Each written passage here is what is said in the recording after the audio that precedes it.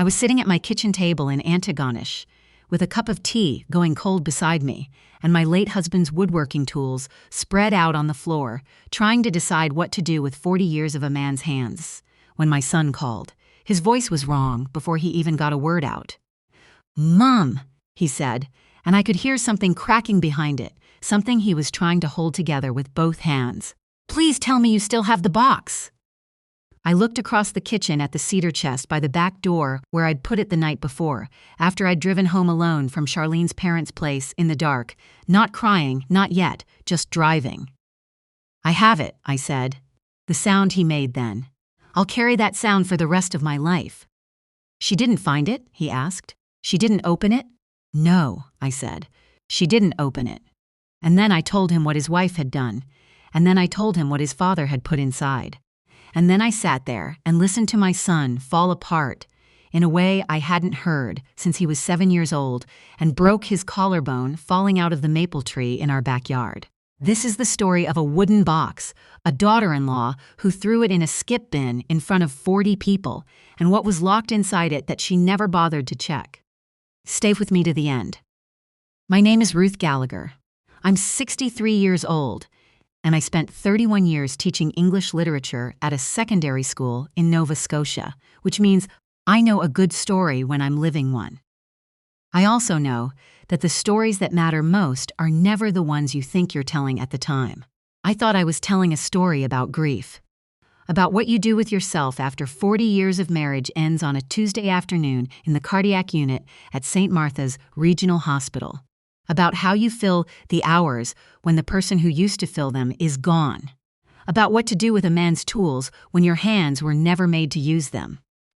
It turned out I was telling a story about what a thing is worth, and about the difference between knowing the price of something and knowing its value. My husband Albert would have laughed at that. He taught me that lesson over and over again for 40 years, and I still almost missed it when it mattered most. Let me start with Albert, because you need to know who he was before any of the rest of this makes sense. Albert Gallagher grew up in Pictou County, the second of 4 boys, in a house where money was counted carefully and nothing was thrown away if it could be repaired. His father was a carpenter. His grandfather was a carpenter. Albert became an electrician, which in the family was considered a mild form of rebellion. But he kept the woodworking. It was the thing he did with his hands when his mind needed to be quiet. He was not a man who talked about love in so many words. He showed it in the things he made. A cutting board for our first apartment. A crib for Liam, our son, sanded so smooth it felt like water under your hand. A blanket chest for our bedroom that I still use every day. A toy box shaped like a lighthouse for Liam's kids when they came along. Every grandchild got something. Every anniversary got something. When I turned 50, he built me a reading bench for the sunroom with a cushioned lid that lifted to store books, and he'd carved a tiny open book into the corner of the front panel, where you'd only notice it if you were paying attention. That was Albert. He put things in places where you'd only notice if you were paying attention. He was diagnosed with a heart condition 6 years before he died. Nothing immediately dire, the cardiologist said, but something to manage carefully. To watch. Albert managed it the way he managed everything, quietly, methodically, without drama. He took his medication, he went to his appointments. He cut down on the salt, which he complained about exactly once and then never again. And somewhere in those 6 years of knowing that the clock had a louder tick than it used to, he started making plans. I didn't know the full shape of those plans until he was already gone. He died 18 months ago. 68 years old, which is too young. I don't care what anyone says. We had another 20 years coming to us, and I want every one of them back. But that's grief talking, and grief doesn't negotiate, so. 3 weeks after the funeral, when I was still in that strange, suspended state where you move through the house doing things on autopilot and then stop in the middle of the hallway, because you've forgotten what you were going for, I found the envelope. It was tucked inside the lid of the blanket chest, right at the back, under the winter quilts where I wouldn't stumble onto it too soon. Albert knew me well enough to know I wouldn't go digging for a while. He was right. The envelope had my name on it in his handwriting. Inside was a letter, and inside the letter was an explanation of the cedar box. "I should tell you about the cedar box." Albert had made it the winter before he died. I'd seen it on the workbench in the garage and asked him what it was for, and he said it was a commission for a friend, which was true in its way. He was making it for our granddaughter. Our Liam's daughter, Maisie, who was 4 years old at the time, and had her grandfather absolutely wrapped around her tiny finger. The box was small enough to sit on a dresser. Cedar, hand-planed, with a fitted lid and small brass hinges he'd sourced from an estate sale in Truro. On the lid he'd inlaid a small piece of bird's eye maple in the shape of a bear, not a cartoon bear, a real one, sitting back on its haunches the way they do. Because Maisie's favorite toy was a stuffed bear named Gerald that she carried everywhere and had been washing the fur off of for 2 years. In one corner of the bottom, almost invisible, unless you turned it to the light, Albert had scratched his initials, AG. The way he always marked his work. In his letter to me, he explained what was inside the box. He'd been putting things in it over the past few years, since the diagnosis, since the tick got louder. A small stack of Canada savings bonds he'd been buying quietly since Liam was in university. Amounts here and there, $50, $100, whatever he could tuck away from good months. He'd been doing it for almost 15 years. He'd also put in a sealed envelope addressed to Maisie, to be opened when she turned 18.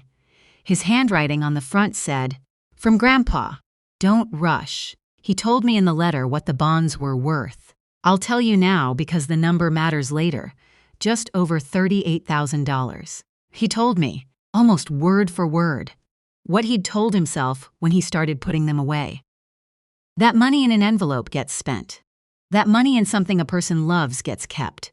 That the box would mean she'd never just cash them without thinking about who had made both the box and what was inside it, he said. "Ruthie, I want you to give her the box yourself. In person, with people there. Don't mail it. Don't hand it to Liam to pass along. You sit down with that girl and you say your grandfather made this and you open it together." I read that letter 4 times in one sitting. Then I put everything carefully back, closed the blanket chest, and sat on the edge of the bed for a long time, with my hands in my lap. He'd thought of Maisie before there was a Maisie. He'd been filling that box while she was still a toddler who didn't know yet that old men with loud laughs and sawdust on their jeans were some of the best company a small person could keep. Albert had loved her in advance, the way only certain people know how to love. The way that thinks 20 years ahead and puts something good there in the dark for later. I want to tell you about my daughter-in-law now, not to be unkind to her. Because the unkind version is the easy one, and the easy one misses something important. Charlene grew up in Mississauga, the only child of parents who'd worked extremely hard to move out of a small apartment and into a large house and had spent the following 20 years making sure everyone knew the difference. I say this without malice.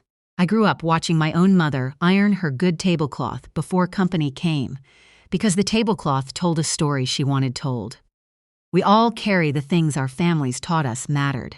What Charlene's family taught her was that visible things, the right neighborhood, the right car, the right brands, were the proof that you had made something of yourself.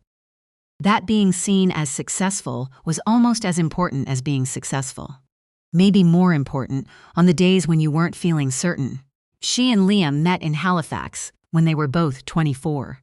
He brought her home the first Christmas, and she was polite and a bit glossy, and shook Albert's hand too formally. And Albert, who never met a person he couldn't find something to like about, told me afterward that she seemed like someone who was still figuring out what she was allowed to relax around. He was kind about it. He was right about it, too.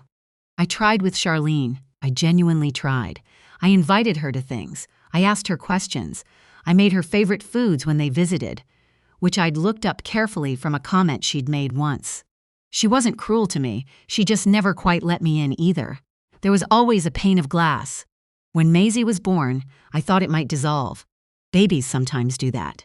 And there were moments, the first weeks especially, when Charlene was exhausted and human in the way new mothers are, when I thought, here she is, here's the real one. But the glass came back, And as Maisie grew up, I watched Charlene very carefully curate her daughter's world. The right preschool, the right birthday party, the right clothes, photographed, posted, admired. Maisie was bright and funny and wild, and Charlene was doing her absolute best to sand those edges smooth and call it good parenting. I said nothing. It wasn't my place, and Albert was still alive then to make me laugh about it on the drive home. Now, I should tell you about Liam because my son is not a villain in this story, but he is not entirely a hero either, and the distance between those two things is where most of the pain lives. Liam is good. He is fundamentally, genuinely good. He got his father's kindness and my stubbornness in roughly equal measure, which makes him a good man who can be very annoying in an argument. He loved Albert fiercely and fell apart privately when he died, the way men of his generation still sometimes do, like grief is weather they shouldn't mention. He also fell in love with Charlene, and somewhere in the years of building a life with her, he learned to smooth things over, to let things go, to choose the version of events that kept the temperature down. It's a kind of courage, the emotional peacekeeping. But it looks an awful lot like cowardice from the outside, and I say that as his mother who loves him. When Albert died, Liam came home and sat at my kitchen table for a week, and we talked about his father until we'd said everything there was to say, and then said it again. He kept his father's old level in his workshop. He took over the woodworking, badly at first, then slowly better. He was doing it to stay close to something. I understood that. But when Charlene needed him to smooth something over, he smoothed it. That's what I want you to remember when I get to the part where he stood in a parking lot in Prince Edward Island and said nothing. The occasion was Maisie's 6th birthday party.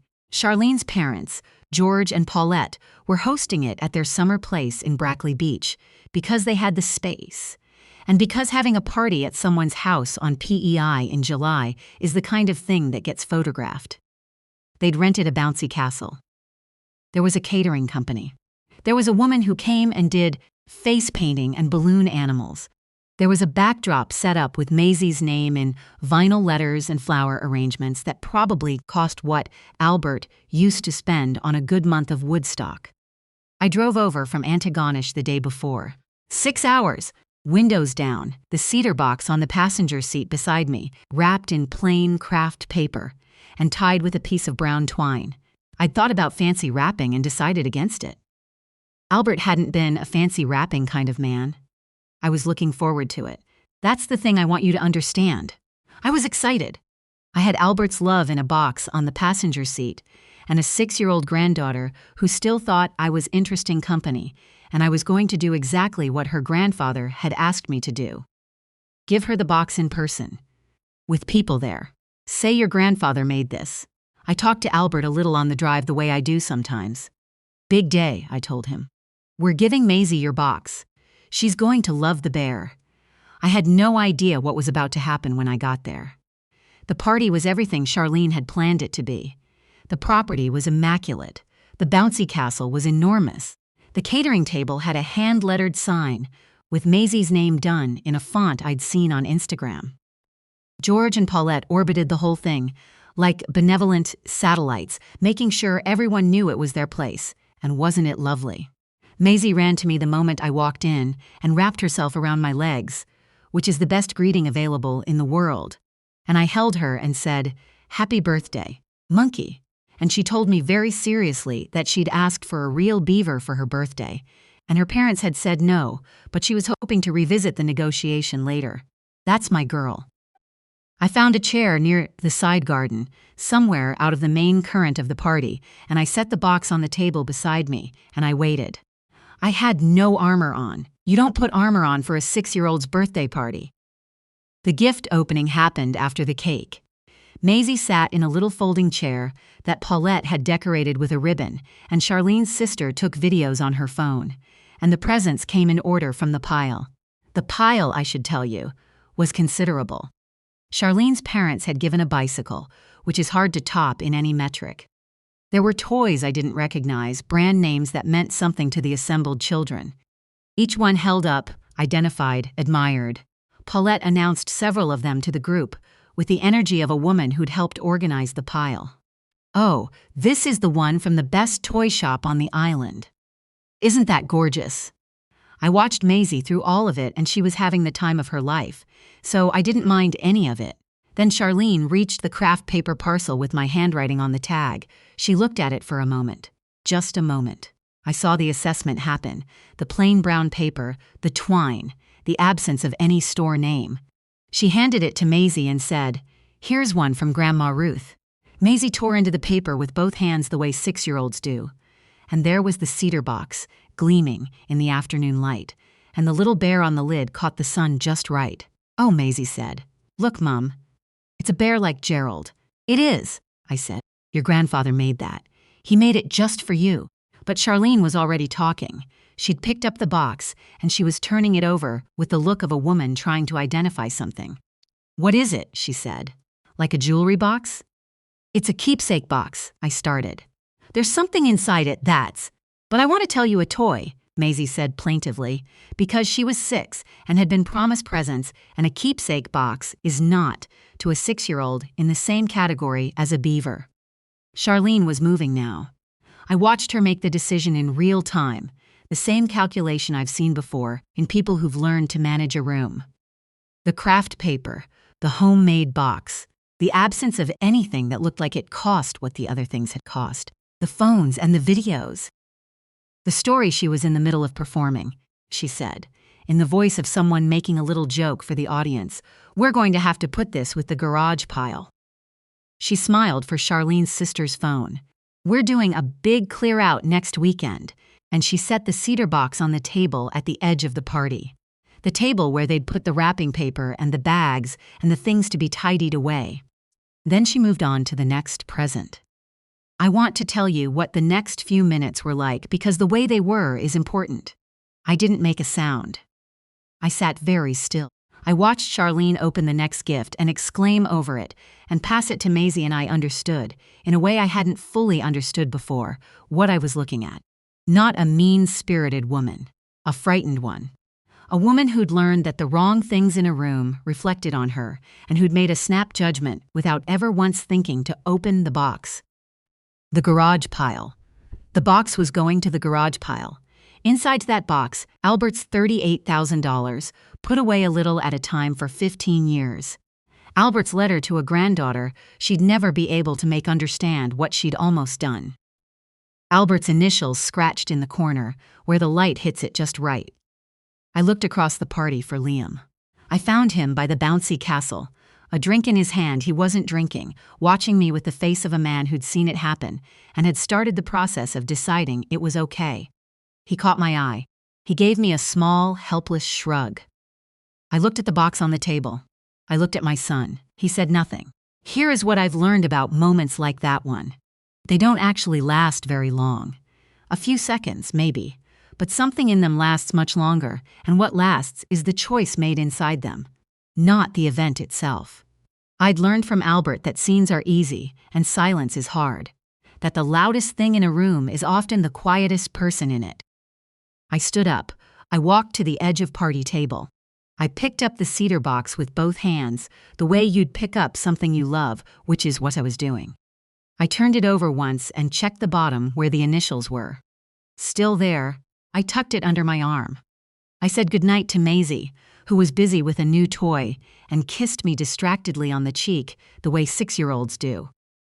I said thank you to George and Paulette, who gave me the confused look of people who hadn't quite tracked what had happened.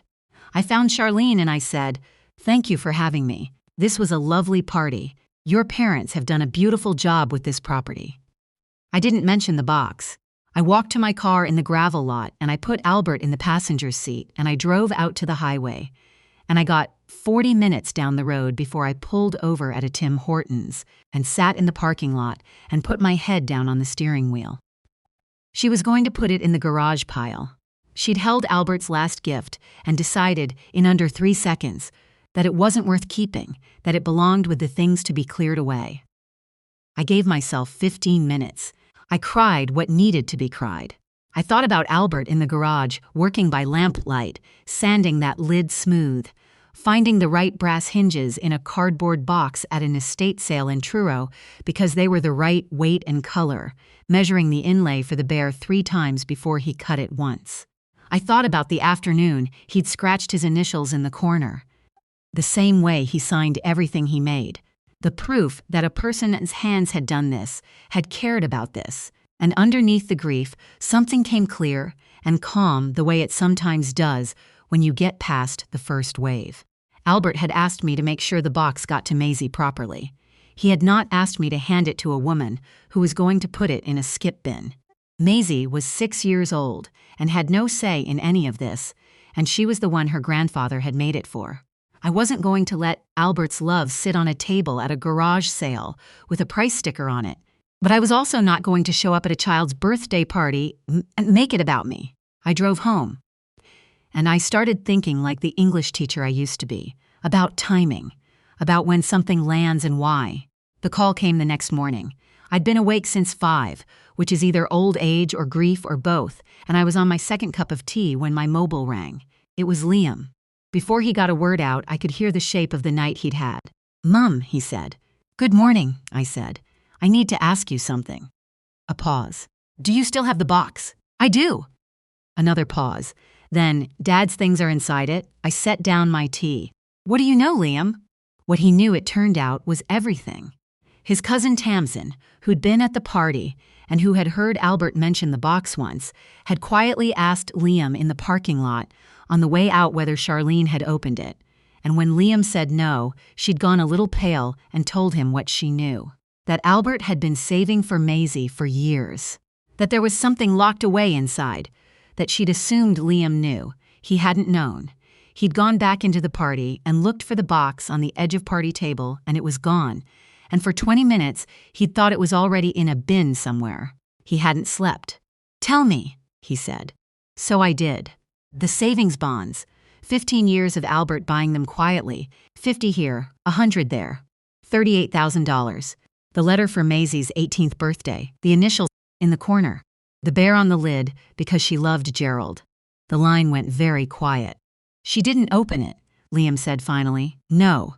She put it with the things to be cleared away. She never thought to open it." He was quiet for a long time. Then he made a sound I hadn't heard from my son since he was small. Not tears exactly, something older than tears. Something made of shame and grief together. "I watched it happen," he said. "I stood there. I know. I thought, I'll smooth it over later. I thought, Mum won't mind. I let him sit with that. He needed to. I always do that," he said. "I smooth it. I thought I was keeping the peace. I think I've just been keeping myself comfortable." This is the thing about my son. He's honest about himself when the moment demands it. He doesn't stay comfortable in his own dishonesty. Albert gave him that. The same way, Albert couldn't let a bad joint in a cabinet go untouched. "What do you want to do, Mum?" I told him exactly what I wanted. What Albert had asked for and what he was going to get, just a little differently than planned.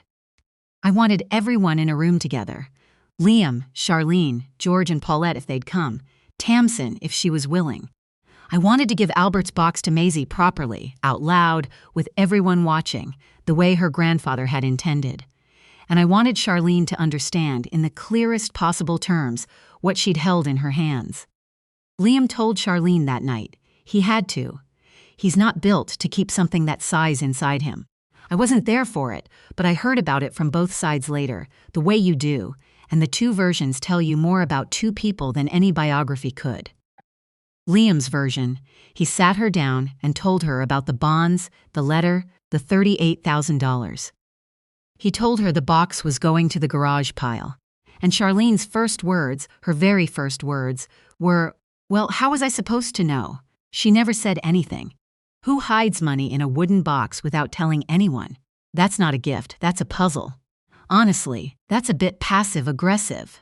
Charlene's version, when I heard it later, she'd been blindsided, it was an honest mistake, and she was being made to feel terrible for not being a mind reader. In neither version did she say, "I'm so sorry." In neither version did she ask, "Is the letter safe?" She asked about the letter once, eventually. Whether it had been in there the whole time. Whether Maisie would still get it. but the first words were about her own culpability and the scaffolding she built to reduce it. I filed that away.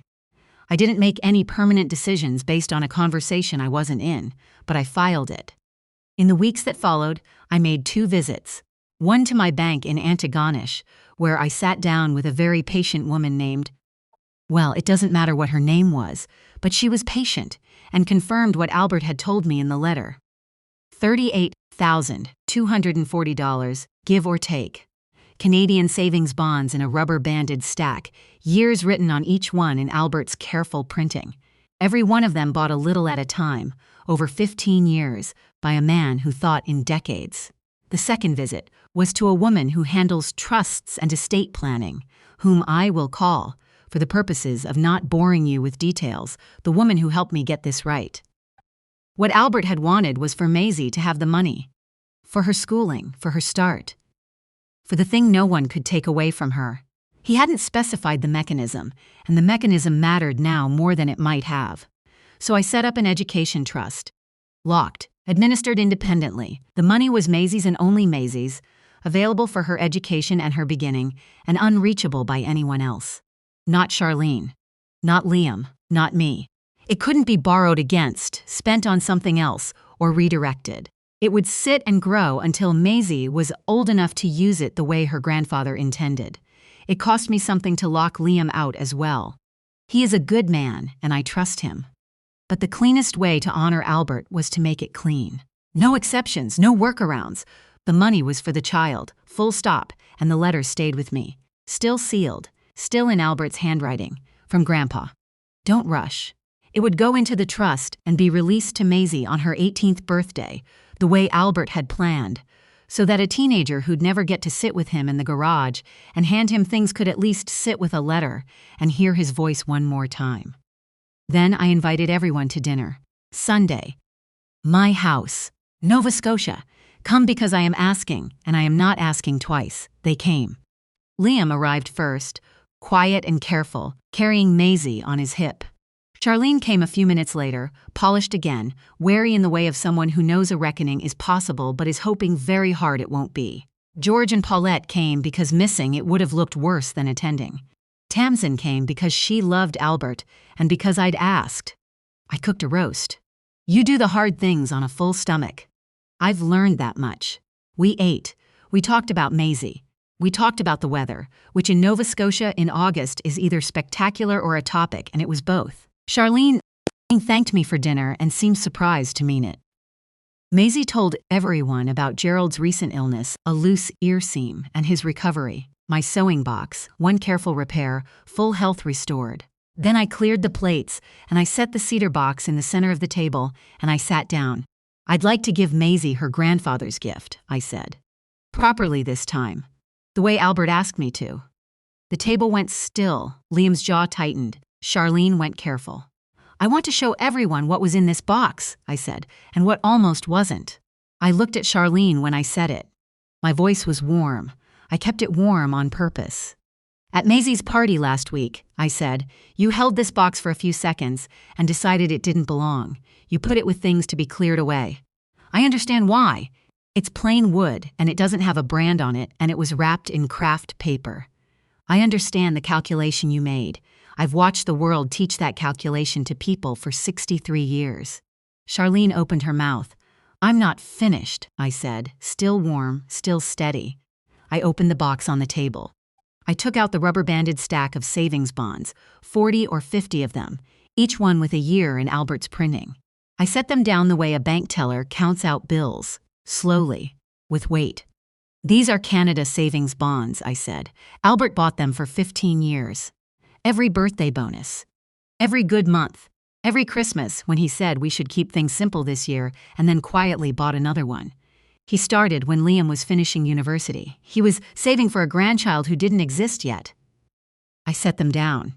They're worth $38,240. The number moved around the table like a change in barometric pressure. Paulette's hand went to her mouth. George set down his wine glass. Maisie, who is 6 and therefore had no interest in a number she didn't have context for, was trying to see the bear on the lid more closely. Liam had his eyes closed. Charlene had gone the color of the good tablecloth, and then I took out the second envelope. Smaller, sealed, Albert's handwriting. "This is a letter," I said. Albert dictated it the year before he died. He made me read it back to him twice.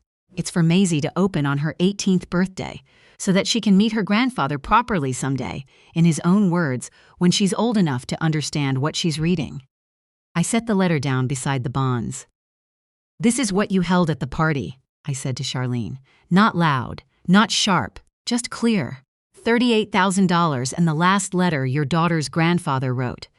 This is what you put on the table with the wrapping paper." No one breathed. Charlene went to where she always goes first.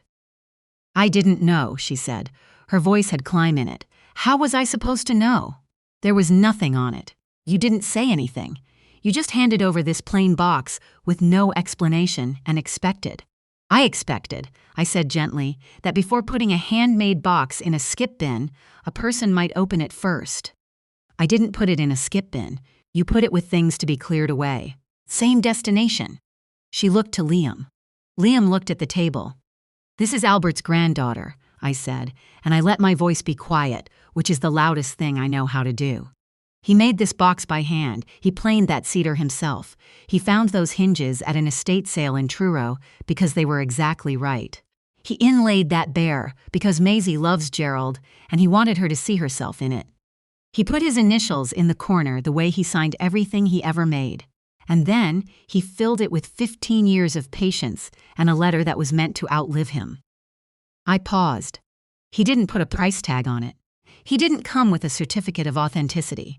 He was an electrician from Pictou County who made things with his hands because that was how he loved people. And that box sat on a table at your daughter's birthday party because it didn't match the aesthetic." The room was very quiet. "I'm not telling you this to hurt you," I said. And I meant it. I genuinely meant it. "I'm telling you because this child is going to grow up in your house, and somewhere in her life she's going to need to know that the most valuable things sometimes come in craft paper. That worth and price are not the same word. Albert knew that. I'm hoping eventually you'll know it too." Charlene's eyes were wet. "I don't think she'd expected that. I don't think she expected me to be kind about it," she said after a long moment. "I should have opened it."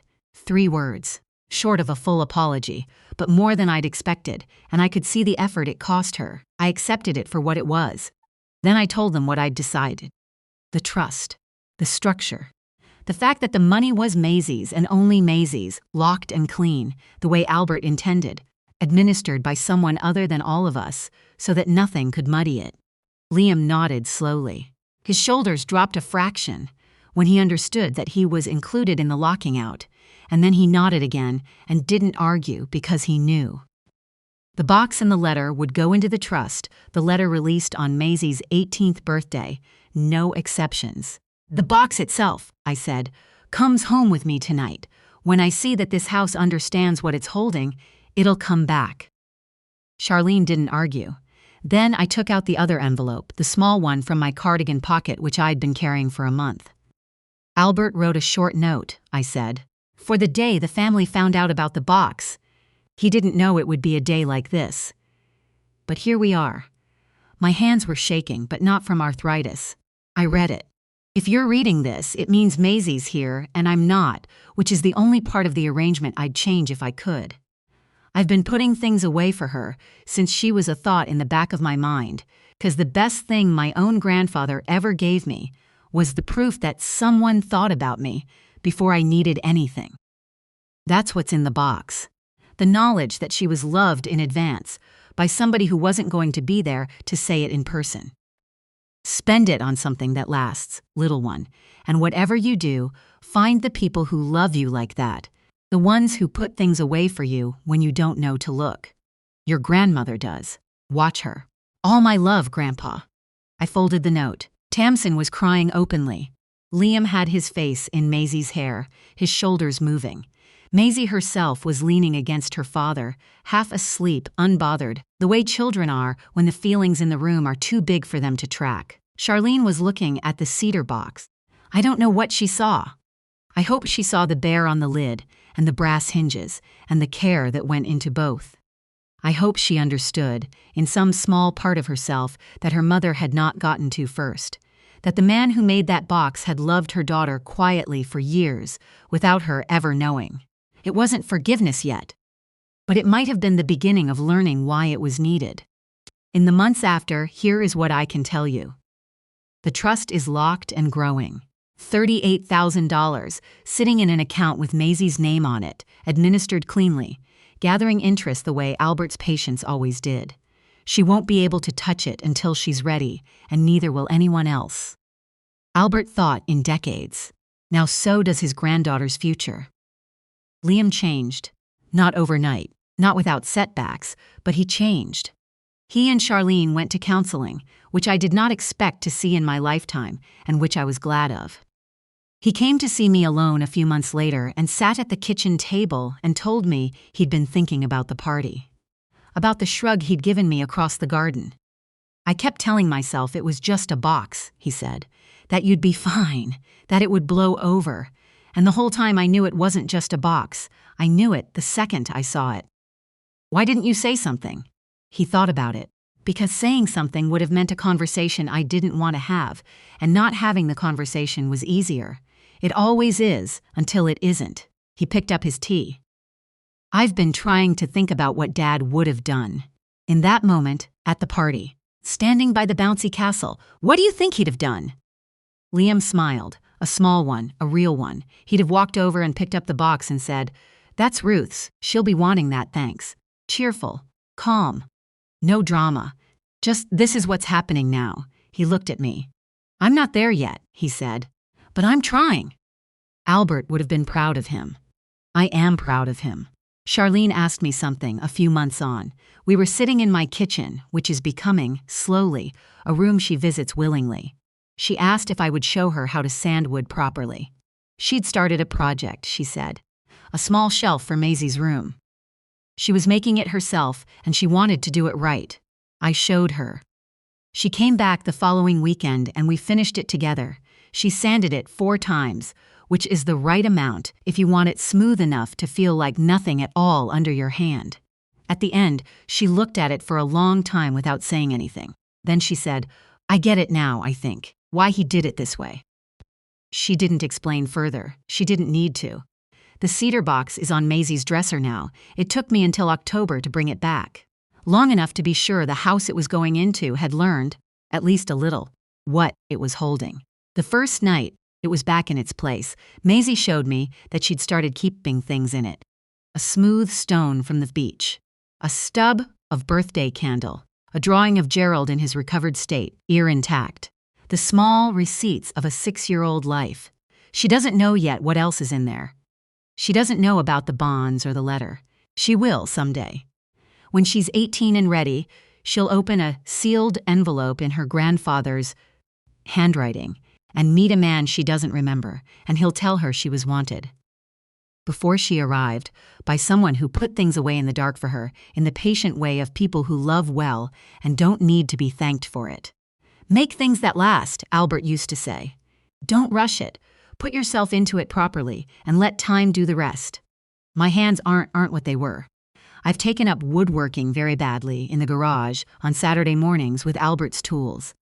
I'm making Maisie a small reading bench for when she's older. It's terrible so far. The joints are uneven and I sanded the wrong piece twice, but I keep going. A little more each week. And in one corner, very small, when it's finished, I'll scratch my initials so she'll know to look.